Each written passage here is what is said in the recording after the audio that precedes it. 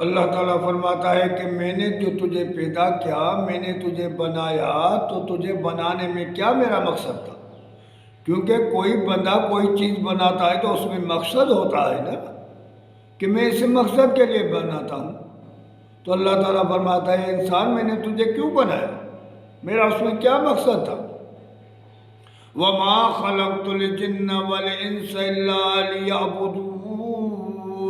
میں نے تجھے صرف اپنی عبادت کے لیے بنایا ہے کہ میرا غلام بن کر رہ، میری فرما برداری کر، میرا کہا مان، کیونکہ میرے دشمن کیا کہا مانے گا، میں تجھے جہنم میں داخل کر دوں گا، وہ سزا دوں گا کہ زندگی بھر تو جہنم میں رہے گا۔ اگر میری بات مانے گا، میرا فرما بردار رہے گا، تو زندگی بھر تجھے جنت میں داخل کروں گا، جس میں طرح طرح کے باغات اور میوات ہیں تیرے